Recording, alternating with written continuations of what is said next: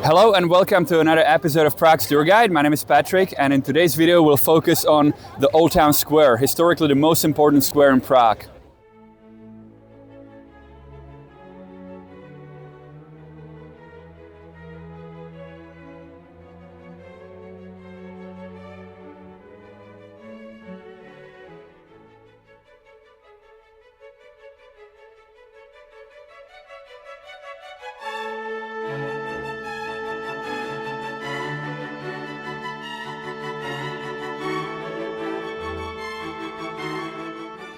So behind me you can see the Old Town Town Hall, which is the oldest town hall in our country, founded 1338. They joined 5 medieval houses and in 1338 created the first town hall.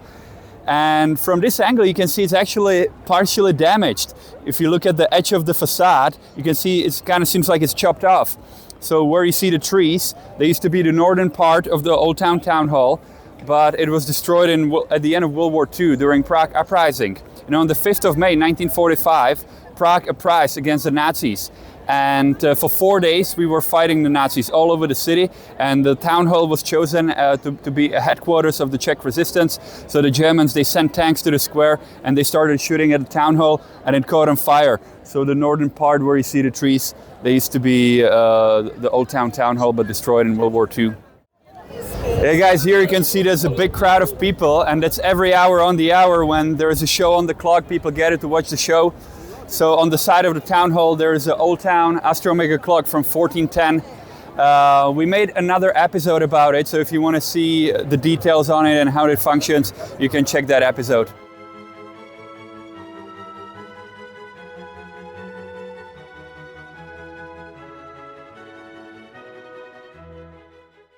Yeah, here at the corner you can see a beautiful 16th century Renaissance building, which we call House at the Minute.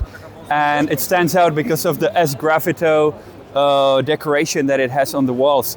So this type of technique is where you put 2 layers of stucco on a building, black and white, and you carve into the white part so the black reveals itself. So it was typical for Renaissance and here for 16th century. Now this house is called House at the Minute because there used to be a shop where they sold small goods, and for example tobacco or different spices, and in Latin minuta, a minute, means something small.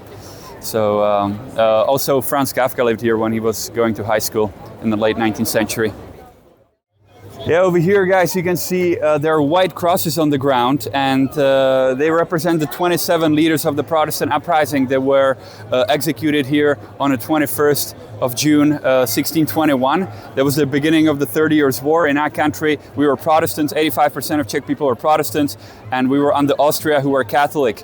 And it started in 1618 with the second defenestration of Prague. There was an uprising in the Czech lands, and the Austrians came here with an army, and then in 1620 there was a big battle of the White Mountain to the west of Prague, and the Czech Protestants lost in that battle. And after that, you know, the leaders were arrested. They were actually kept below the city hall, below the Old Town Town Hall. There was a prison in the Middle Ages, and then in 1621 they were beheaded here. So this is where the stage used to be, and it was a public execution. So there was a large crowd watching the execution.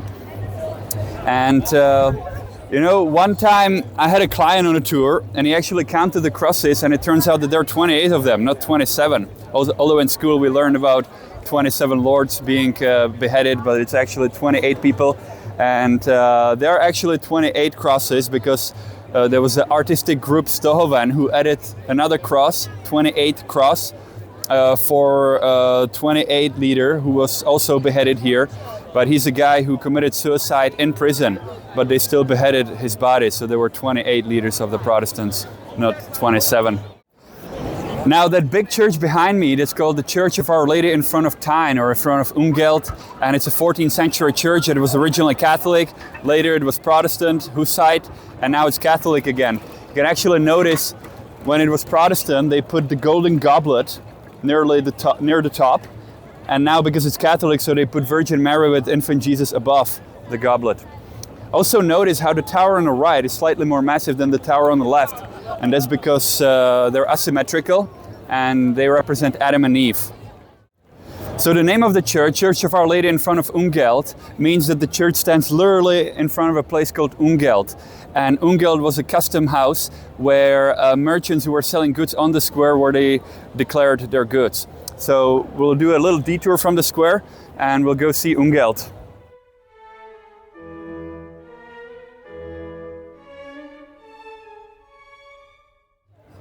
Yeah, here we're passing a house at the stone bell. You see the stone bell here in the corner.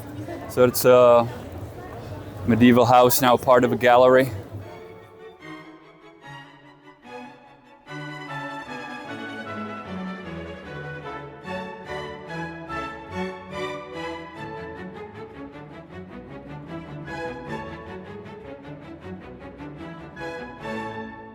So this building here, that's Ungelt. So now we're entering it. So the merchants, they came in from the other side. There's also a gate. They paid the tariff from the goods. And then they continued through here to the square. So it's also a very pretty Renaissance building. You can see here there are frescoes.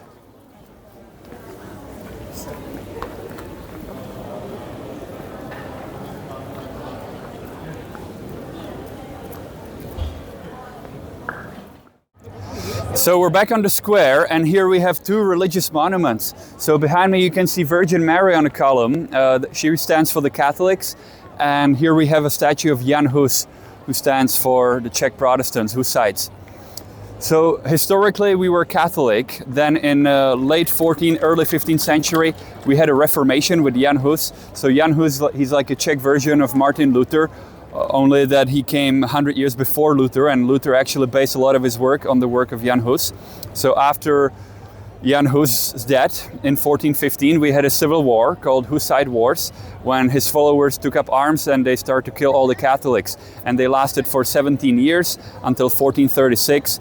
From 1419 until 1436, and after that war was over, majority of Czech people were Protestants. But then in 1526 we became part of Austria, and they forced us to be Catholic. So that led to another war, this time the 30 Years' War, in which we lost, and then everybody was forced to be Catholic. So this column was made in 1650. It was actually a gift from the Emperor Ferdinand for a successful defense of the Old Town against the Swedish army, which happened in 1648. The Swedes never made it to the Old Town. We stopped them on the Old Town, on the Charles Bridge. And the column stood here until 1918. Then, when we were celebrating independence from Austria on the 28th October 1918, there was actually a bunch of radicals. It was firefighters from Žižkov who came to the Old Town Square with a truck, and they chained it to the truck and took it down. So they saw it as a symbol of the oppression of the Austrian rule. Anything related to Austria, which is like the Catholic Church, they tried to destroy. So for a long time the column wasn't here until I believe it was 2020 when they put it back. So now we have it back. Now notice here on the ground there is a line. And when the shadow of the column matches this line, it's noon in Prague. So this is the official Prague noon. And after 1650, they actually regulated the clocks in Prague according to this sundial. Yeah, the statue of Jan Hus, that's from 1915. Now you see this White House behind me? This is where Albert Einstein used to go to parties.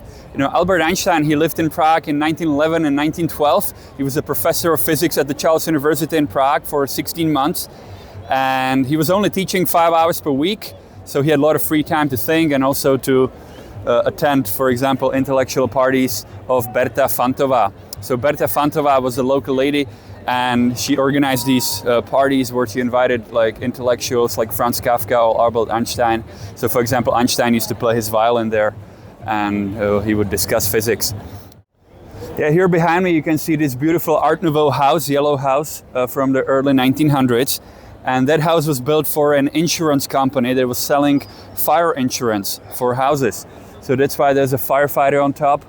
Now it belongs to the Ministry of the Interior.